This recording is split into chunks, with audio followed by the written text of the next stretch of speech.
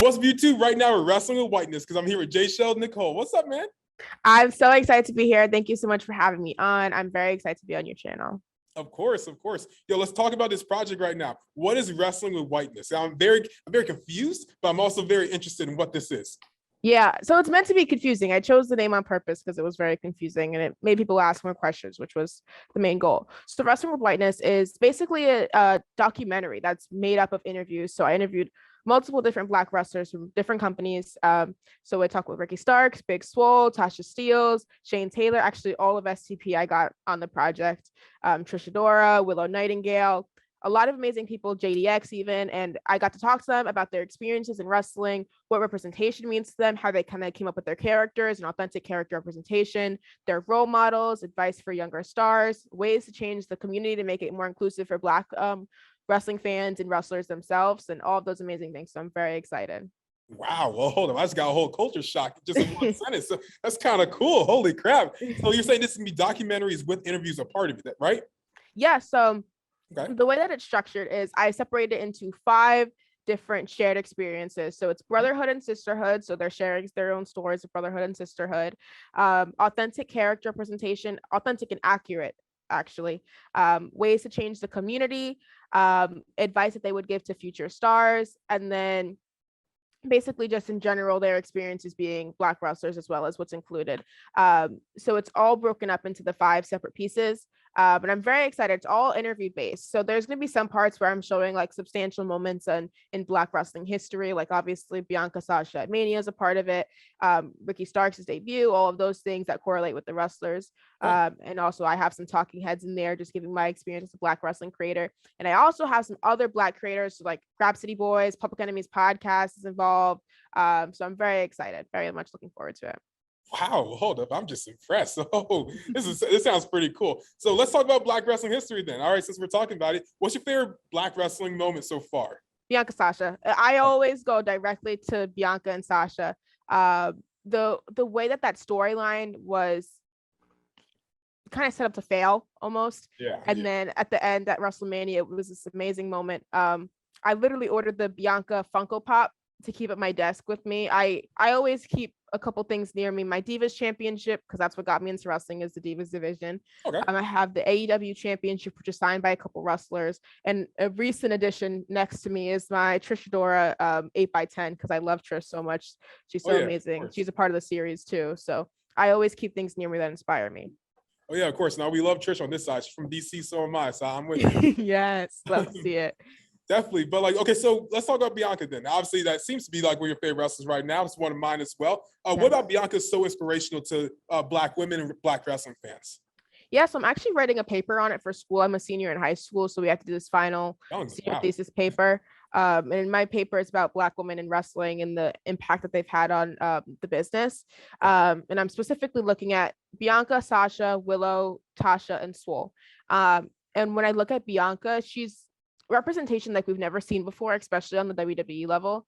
I also talk about Naomi as well. And one of the main things that I focused on is assimilation within wrestling. A lot of times when we see Black female wrestlers, they either have to straighten their hair or they have to do something to change their look and make it seem as if they are assimilating to the white culture around them. And Naomi dealt with that all the way up until like 2020 when she had won 2 titles. But Bianca came in authentically herself with the braid, using EST, using AAVE correctly and authentically, and being herself and representing the culture in a way that nobody else has. Even her relationship with Montez Ford, she was able to take that on screen and show what Black love is meant to be and what it's supposed to be like. So overall, she's even inspiring little girls, like little white girls even, who don't look like her and who are infected by the positivity that she brings. And she just radiates Black joy. Yeah, you touched on a good point right there. I was going to mention that. They'll even like the white wrestling fans like want to be just like Bianca, because there's so many times like as a Black guy, I want to be like John Cena, but like I don't necessarily look like John Cena. But to see that done in reverse is actually something really interesting. And you said like you're a senior in high school, extremely young, but you're giving some really solid answers to these questions. What got you into wrestling?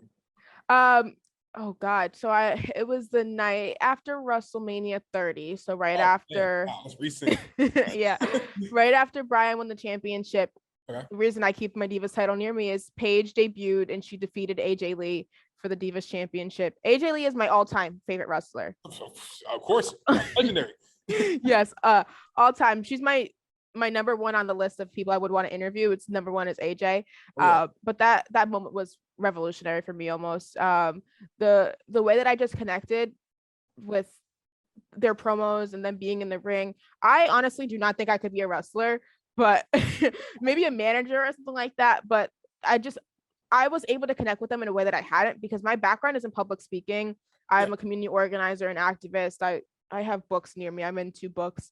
And the way that my life has always been structured is around me being educated and being a good public speaker. So when I was seeing these people cut promos in front of like thousands and thousands of people, I was like, oh my gosh, this is something that I could do. They're in the middle of the ring, all eyes on them. My zodiac sign is Leo. I don't know if you know anything about zodiac signs, but I love attention. So that's why I connected with it. Fair enough. Now I'm a Cancer, so we're just sensitive and stuff. But but look at what you've done so far. I mean, like, you work for a bunch of different companies. I might miss a couple. I know SCS because I work there as well. Like, what got you into like doing like this media side of it? Because like, I understand you had the public speaking background. Of course, that's great. You sound great when you talk. Like, you seem like a wrestling media person. So I like that. I appreciate that a lot. So what got you into like actually deep diving and wanting to join these different companies? Yeah, so I think I joined like the IWC. Yeah. Whatever you want to call it, I guess, right around WrestleMania 36, because I had taken a break from wrestling, but because of the pandemic, I was like, I'm bored at home, let me watch some wrestling. I kind of really took a break because wrestling wasn't cool in high school, and I was also a Black female, and there's not many Black female wrestling fans, so I didn't really connect with anybody, so I was just like, I'm gonna take a break. But I joined the IWC. I hadn't really had a Twitter account before, but I just saw them advertising stuff on Twitter. Like, I think it was WWE was advertising stuff. And I was like, oh, let me just like, go on Twitter and check it out. And I got kind of addicted to Twitter. And I started watching like Fightful's podcasts and stuff like that, like their post shows. I was just like sending super chats and stuff, just being engaged because I was interested. I never really had kind of saw the potential in doing media stuff. I had always done the other side of media. So when I was organizing protests, I was always sending out press releases and doing all the communications and stuff like that. So that's kind of where I came from. And the media side of it was doing journalism, but reaching out to other publications. So to be working for a publication was kind of weird, but it all started when I did a podcast on the Distraction channel. They did like this women's wrestling takeover, and Kate from Fightful, and she's on the Sour Graps shows and stuff like that. She kind of brought me on, took me under her ring. And from there, I kind of received a couple opportunities. I went to work with Body Slam. I became the co-managing editor over there within my first, month or so. And then from there, I'm now with SES, and I did some stuff for Fightful Overbooked. And now I do lots of my work on the Late Night Grin with Joe Holpert over there, which is my favorite part of my work right now. And I also have my own YouTube channel as well. Yeah. And I just watched your YouTube channel like a little bit before we jumped on this Zoom interview, and like you're interviewing Big Swole and Willow. Who's been your favorite person to interview so far? It's a little basic question to ask, but it's always a good one. I gotta say Ricky Starks. That was like the pinnacle of like what I've achieved so far. When I reached out to, I don't really care. I break the fourth wall, whatever. When I reached out to AEW, I was not expecting at all to get the interview. I wasn't expecting anything of it. Even Impact, I wasn't really expecting to get anything back. I think it's all about timing and the opportunities that you present to them. And I feel like I had the perfect opportunity for them with Wrestling with Whitness. So when they gave me Ricky, who was my number one choice, I literally had to like, okay, calm down, check yourself. They're regular people too. You gotta censor yourself a little bit, but Big Swole, I think, has to be right behind. Big Swole, I went to the Women's Wrestling Army show this past weekend, and Swole was not announced. And she's like my aunt. She's my right-hand woman. She was not announced. She surprised me. Like, that show was down the street from my house. I literally cried. We hugged. We had a long hug, like a 5-minute long hug. Just like, I was crying. It was the most emotional experience for me, but I was extremely excited to meet her. So in person, I'd say Swole. Virtually, we'll go Ricky. Definitely. And like you mentioned something earlier, you say you're a senior in high school. Are we talking about college? You going to college down the line? Oh yeah, I'm going to college. Good. Real soon. Like I'm going to Bentley University in Massachusetts. Okay. I'm going to be double majoring in diversity, equity, and inclusion, and media and culture. So I'm very excited. Basically continuing the work that I'm doing with activism and wrestling media to college. So Hell yeah, hell yeah. You about to graduate high school. I'm about to graduate college in a couple of days too. So Yes, that's cool. That's love cool. to see it. Of course, of course. So who's like on that dream interview list right now? Obviously, AJ Lee's up there. I already know that's number one. Who's like that top 5? Oh, top 5. Okay. So I gotta say, Jade is up there as well. I was actually supposed to be in the baddie section. I haven't told the story. Ooh, okay. So I was supposed to be in the baddie section in Boston. I had all the contacts, everything, outfits planned, all that stuff. Then they found out my age and they were like, "Oh, you got to be 18," and I'm like 94 days away from being 18, so I was kind of hurt, but it's okay. Next time, we'll get it done. So Jade, AJ, Bianca, Sasha, they have to be there for me. Like they're my all times. And then I would also, oddly enough, I think I would just go with Swerve because he's a good one. He's a good one. Swerve has, oh my God, when he came to AEW, I was like freaking out because obviously there's always the free agent signings in AEW and people react to them differently, but Swerve was like my number one. Swerve and Keith Lee. I'm obviously a proponent of Black wrestling and I always will be, but taking their race out of the equation, they just, I guess, hit different for me and they just connect in a different way. Like when people are able to connect with the mainstream stuff and like obviously he has music and I love his music. His podcast is amazing. I just connect with him on a completely different level. For sure, for sure. Like, yeah, Swerve he was at like the Grammys or something like that. He was at the Grammys. I was like, what the hell? How did that happen? Sick. I love to see it. Yeah.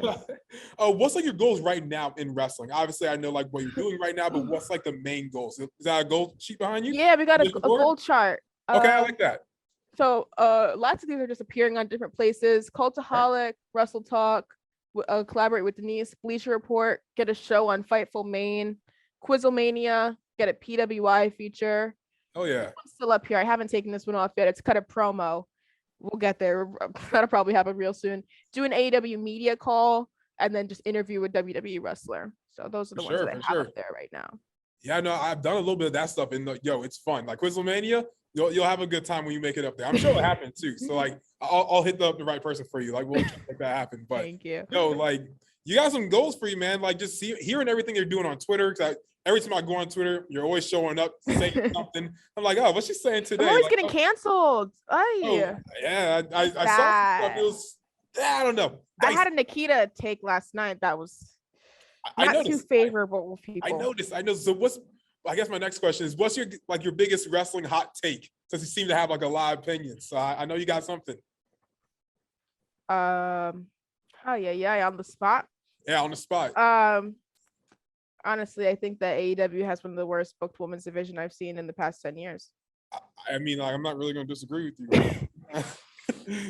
I mean, like, it's kind of hard to say like it's not true. I mean, like, they got a lot of talent, but it's just not being shown as consistently. It's one thing, it's bad when WWE is being used, when their women's division used more than AEW's. Like, that's, Yeah, in comparison to their men's, like, obviously everybody fawns over AEW for their booking of the men, but I expect the same from the women. If Tony has these booking chops, like we are led to believe, then I should see you booking the women better.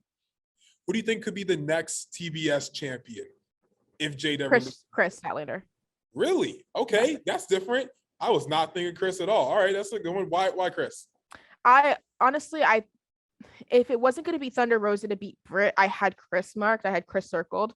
I feel like she's definitely one of the best workers in the division. And I think the powerhouse way that she works is a very good matchup for Jade. And I think she's the person to beat Jade too. I mean, you could do one of the baddies, to be honest, like Velvet, I think would be extremely interesting to get her over huge. But I think that Chris is the one, especially with this new turn and her new look. It's a little bit more marketable, to be honest. So I'm very excited. I want to get your opinion on this as well. Who do you think is the most underrated Black wrestler right now? Queen Aminata. Oh, okay. I was not expecting that answer. That was a good one. Yo, she's fired. She is fired. My mom hates wrestling. I drag her to these wrestling shows. She's like, I don't understand it. As long as you're happy, Jaychele, whatever you want. I'm under 18, so she always wants to come with me. Yeah. But we went to the Women's Wrestling Army show and Queen Aminata was there. And my mom was like, I like her. She hits hard. Like, she got the character stuff down. And I was like, if my mom says it's legit, then it's legit. So I definitely Aminata. You gotta get your mom to like at least one wrestler, then it's solid for the rest of the time, Yeah. The other one, if I could kind of pick another one, it'd be Janai Kai. I love Janai. Oh yeah, another DC person. Yes. DC, yeah. Yeah, no, she's good. She's good. Yeah, there was some wrestlers I did not expect you to say. I was thinking like I was gonna say Leo Rush, but like that, those are yeah. also some good ones right there as well. Definitely. I mean Moriarty too in that case. Then. Oh yeah. Bro, Black Daniel Bryan. He's amazing. Yes. Amazing. Yes. Amazing. Oh, so what area are you from? So, like, who's like the wrestlers that are like around like where you are? I'm in Rhode Island. So I'm right near Massachusetts. Okay. So honestly, in my area, it's like Willow. So anybody from beyond, Biff is kind of up here a lot now. Alec Price is from over here. Anybody in the Mass area. I don't go to many Beyond shows because it's a kind of far drive for me. It's like an hour-ish, and I don't like to drive much yet. I got my license like 9 months ago, so I'm still. Hey, you're young. You got time. Don't worry. Yeah, I'll probably be a weekend warrior eventually and all that stuff. But yeah, when the shows come to like my area, like 10 minutes away, 15 minutes away, then I'll definitely go to them. For sure. All right, so to wrap this all up, I mean, I already asked the hot takes. I figured that was gonna be like the biggest one right there. But what's up next for you right now? Like, what's on the schedule? What's on the goal list? Are you trying to like take off the sticky note right now? Honestly, next I think is the media call. To be honest, we have Double or Nothing creeping up right behind us. I'm very excited. Hopefully, I get to be on that media call. But beyond that, I'm really focused on wrestling with Whitness right now. I believe that the project will be out in entirety within the next 2 weeks. It's about a 2-hour documentary, so it's very long, very meaty, lots of stuff to sink your teeth into, but I think it's really worth it if anybody's going to give it a watch. I've put so much of my time and passion into it. I've been working on this since the beginning of January, so about 5 months or so now. So I'm very excited, and I hope that people will enjoy it. Wow, this has been amazing. I never really see that many Black wrestling creators on YouTube, etc. The documentary is going to be on YouTube, right? Yes. Yep. YouTube. All right, cool. On your YouTube channel, right? Yes. All right, well, we're going to link it all down below. But yo, like, congratulations for everything you're doing right now. Like, I want to say that not really face to face, but Zoom face to face. We'll be face to face soon enough. Bro, like what you're doing right now, you're killing it. Like, there's not enough of us really doing this kind of stuff. So to see you doing what you're doing at your age too, you're like 17 or whatever. Like, yo, keep it up because you're about to go far, man. You're gonna go super freaking far. Thank you so much. It means a lot. I think I'm like, oh God. I started in November. So how long has it been since November? Like 7 months or so in now. So everything's been happening really fast and everything's just like hurling at me. But I'm very grateful for all the opportunities, especially to be on your channel. I've admired you for a long time, so I'm very excited to be here. No, of course. No, I mean, like, GOAT recognizes a GOAT, another GOAT, man. So it is what it is. But where can I find you on social media? Yeah, so you guys can follow me on Twitter at Jaychele Nicole, Jaychele Nicole.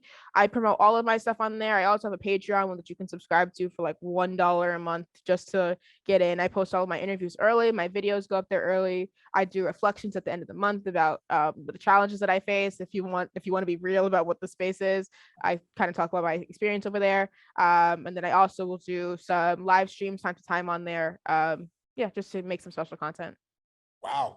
I'm super impressed. Guys, everything that she just said is all linked down below. Find it, subscribe to all of it, bro. It's sick. What you're doing right now is amazing. Keep it up. And guys, make sure to like, comment, share, and always subscribe. And we're out. We going up like 1,000. I'm a flex just like a muscle man Malcolm. We going up like 1,000. I'm a flex just like a muscle man Malcolm. When it just like 1, 2, 3. If you like the channel, this will squeeze. If you like the channel, this will squeeze. If you like the channel, this will squeeze.